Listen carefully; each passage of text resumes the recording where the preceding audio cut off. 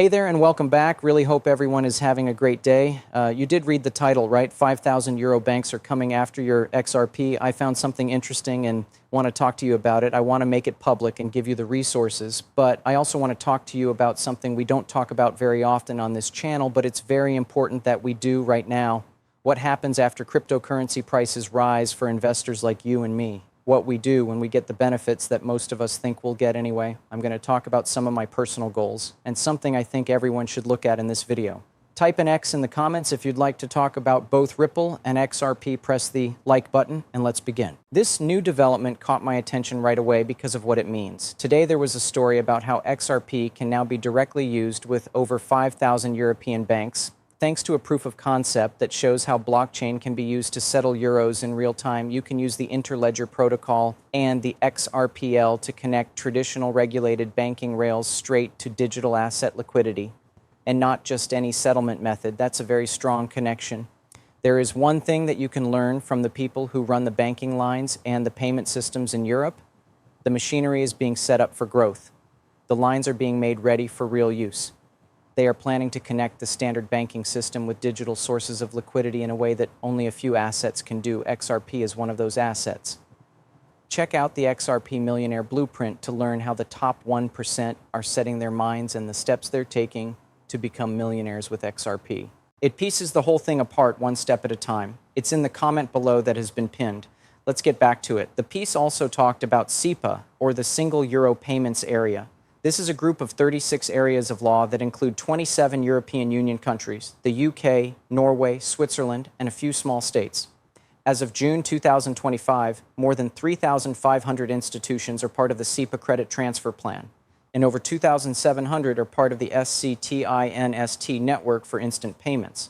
That alone shows how big the connection is that is being made to blockchain-based technology. It was shown in this proof of concept that a payment service provider can connect banks to XRPL settlement lines without changing SIPA, and that means that both direct and secondary exposure to XRP can grow without changing the way payments are made in Europe. XRP has a lot more users than just 5,000 banks. This is clear when you look at Ripple's huge purchases, like G-Treasury and others, as well as its years of relationships with businesses, fintechs, and global financial institutions.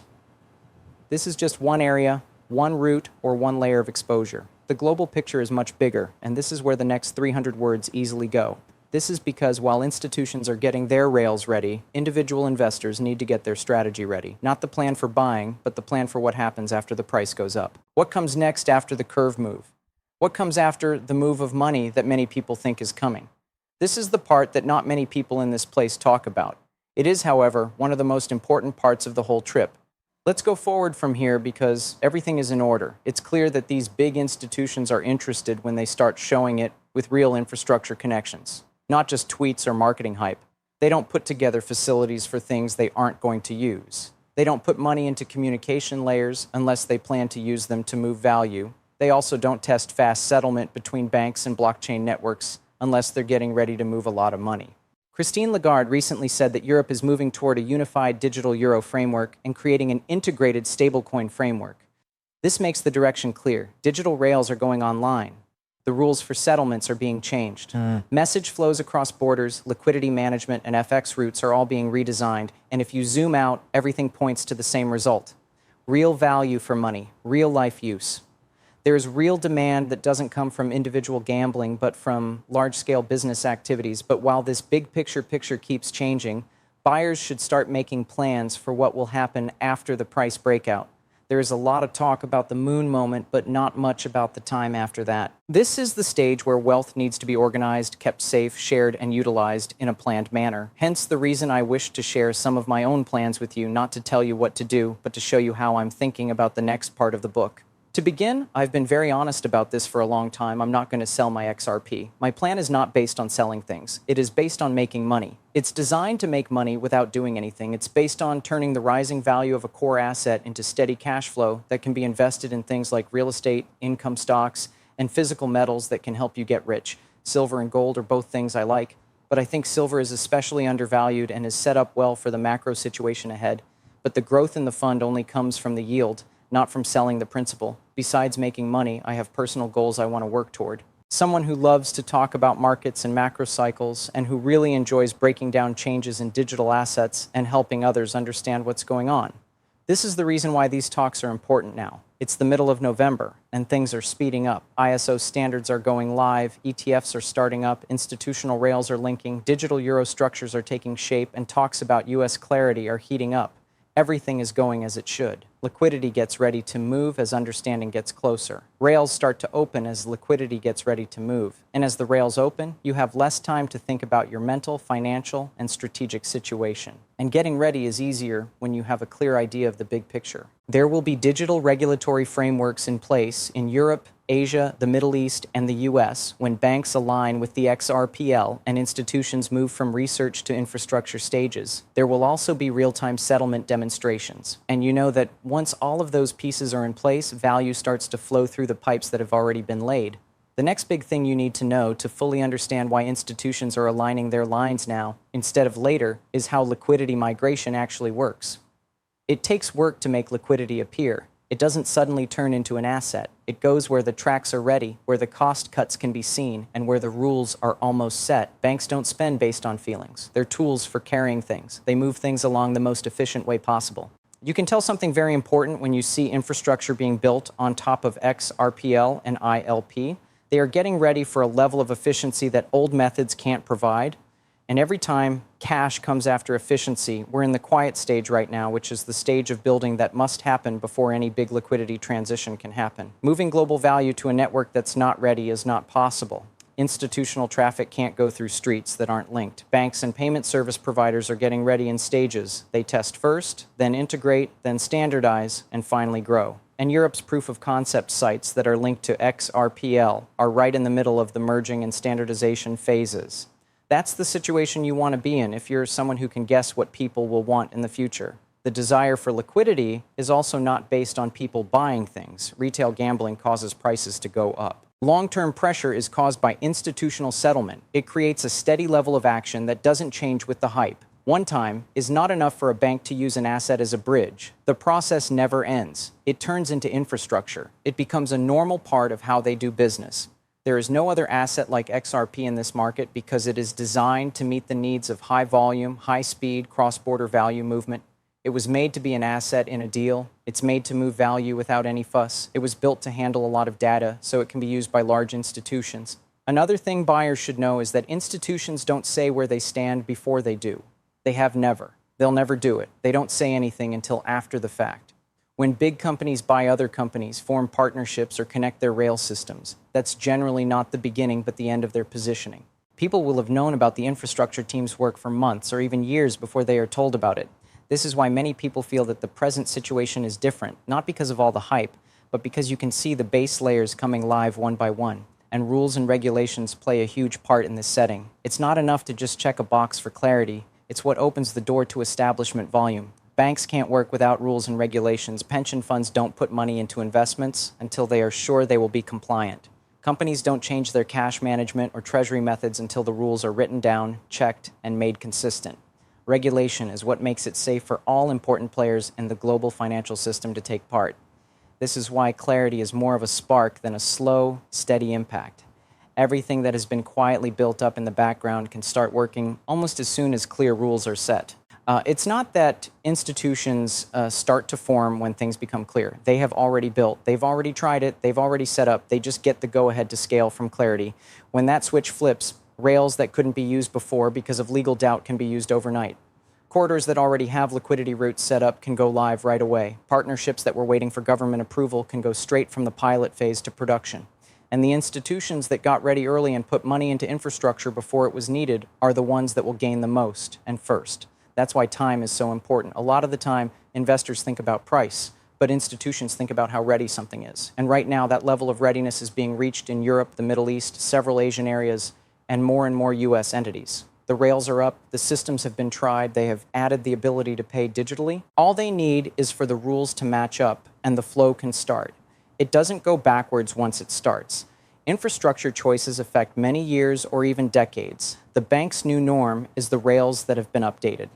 Now that we've gotten a better look at XRP in a bigger picture, its place in the world becomes even more clear. Central banks are looking into digital currencies, payment providers are adding more fast settlement options, multinational companies are rethinking how they handle their treasuries, and cross-border networks are updating their liquidity systems. All of these changes need faster settlement, lower costs, and technology that can work with other systems. And there aren't many things that meet those standards on a large scale. Only a few do, and XRP is one of them. Once everything is clear, people will talk a lot more about liquidity routes. Corridors make price possible. Demand is made by corridors. Corridors take in money. When major money transfer routes, business payment routes, or foreign exchange conversion flows meet in a corridor, that corridor causes ongoing transactional demand. And the way XRP is built lets value move through those paths without the problems that come with other systems. It moves right away. It settles right away. It changes right away. It does this without each bank participating having to have a direct relationship with the others. That alone makes it a huge improvement over the old method, but to get a sense of how big the possible volume could be, you need to know how the global banking system works now. Trillions of dollars move every day as companies settle payments on different countries, banks match up places across networks. Every hour, FX markets handle huge amounts. These methods work together, but they are slow, expensive, and rely on middlemen. The amount of value that can flow through an asset like XRP is huge when digital payment rails can take the place of, or even just add to those middlemen. And when passageways get bigger, the asset that is used in them gets bigger too. A lot of people forget that XRP doesn't need all banks to use it for there to be a lot of demand for it. It only needs corridors to hit a certain level of critical adoption in high-volume routes. As soon as one route becomes too profitable to pass through, others will automatically follow banks go where they can save money. If one corridor shows that getting rid of pre-funded accounts and lowering settlement costs by 30 to 50% works, then every corridor that is linked to that system will look at the same change. That's how networks of banks grow. Not through public statements, but through the force of economic pressure. Economic forces shape the landscape of institutions, but owners have to shape the landscape of their own lives, because when prices go up, feelings go up along with them. And people who haven't made a clear plan tend to make choices on the spot. They sell either too early or too late, or they don't sell at all. Because of this, now is the time to think about plan. Not in a strict way, but in a planned way. What do you want to do when recognition comes? What steps do you want to take? What steps do you need to take to reach your long-term goal? For some, it might be methods for making money. For others, it might be chances to try new things. For some, it may be putting up trusts, long-term plans, family protection, or charitable goals. For many, it may just mean making more room in their lives to focus on the things that count the most. There isn't a single plan that works for everyone. Things are important as long as choices aren't made quickly. They are made to be clear. They are meant to be that way. They are made with an eye toward the bigger picture. When you look at the bigger picture, you can see that 5,000 European banks are getting access to XRPL. Many parts of the world are getting ready for digital settlement frameworks. There will soon be more regulatory clarity, and cross-border value flows will become much more modern. This is why investors should be planning ahead. The world changes quickly when clarity strikes. There is no trickle-in of liquidity. It speeds up. Adoption and settlements grows. The infrastructure turns on. Value starts moving through the system as soon as the rules are written and the lines are ready. This is not advice about money. When we talk about how price and liquidity pressure work, it's important to know that markets don't slowly change the prices of assets when factors change. They change prices wildly. They change the prices in straight lines. They change the price when planning meets inevitable events. For assets that are at the meeting point of global banking rails and digital settlement infrastructure, the method for repricing gets even more aggressive. Why? The market is changing not only because of speculation, but also because of real-time, real usefulness, real corridors, and real value moving through a digital asset, retail liquidity, and institutional liquidity work in different ways.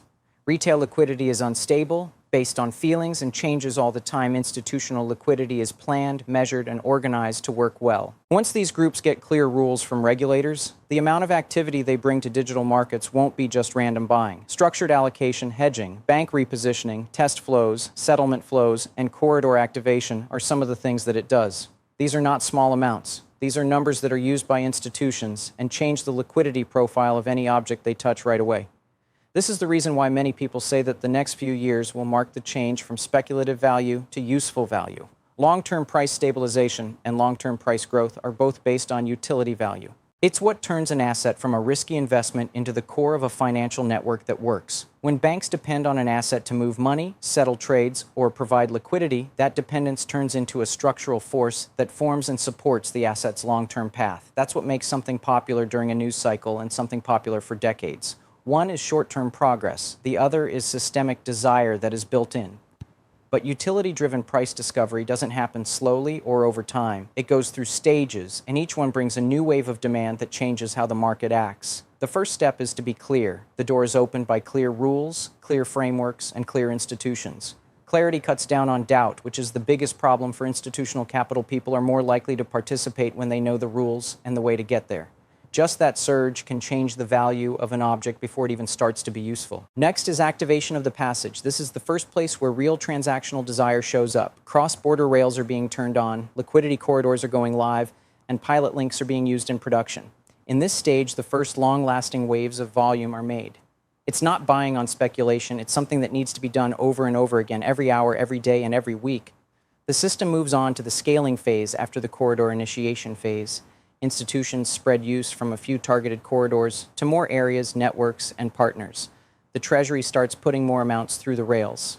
On top of the infrastructure, financial institutions add more goods. Not only do volumes rise linearly, but they rise exponentially as well, since each new passageway makes every old one more useful. The next step is full integration, which is when digital settlement stops being a test or an extra function. As the standard, digital lines will be used for settlement flows, FX conversions, remittances, treasury operations, liquidity provisioning, and sending money across countries. The asset is no longer something that banks try out at this point. It becomes an important part of how they run their business. Price changes in response to a new layer of demand at each stage. Each layer builds on top of the one before it. Clarity brings in new buyers and changes the way institutions work. When a corridor is activated, regular transactional flows happen, scaling makes space that grows. And full integration makes an issue with the asset structure that gets harder to fix as it becomes more connected to the movements of value around the world. This is why buyers need to carefully consider what will happen after the price goes up, because rising prices are just one part of the story. What comes next is just as important. The world looks very different now than it did before respect. The object changes into something else. It takes on a bigger role. The investor's relationship with the object changes. Investors who know exactly how they want to handle this change will move with confidence. Those who don't have a plan, on the other hand, may feel overwhelmed by how big things are right now. Thinking about the long term is one of the best things an owner can do. Instead of holding on for a long time just because you can, think about the long run for the sake of strategy. What kind of building do you want to make?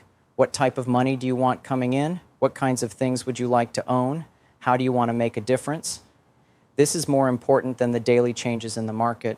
Besides, for many, the goal is not to sell something for a one-time profit. The goal is to create processes that bring in value over and over again. Yield, diversification, legacy, meaning, and passive income that grows over time. The next part of the journey will be shaped by these ideas, and investors will be better ready when the chance opens if they start thinking about them early. Because everything moves quickly when the moment of praise comes around. No matter when that is, the market moves quickly. Stories move quickly. There's a lot of liquidity. Opportunities come up and go away quickly. And the difference between being clear and being confused is whether you made a plan or waited until you had to act. This is why it's so important to understand the societal setting. It shows you what the building is that is being built below the surface, putting the rails together. The rules are being settled, the payment methods are being brought up to date, the hallways are being checked out, the infrastructure is being built in secret, and people will never know what's going on. These pieces don't just fall here. They work together. They are done on purpose. These things show that a system is getting ready for change. And when that transition hits its activation point, you can see everything that has been building up behind the scenes. At the same time, value starts to move by institutions. The corridors open up.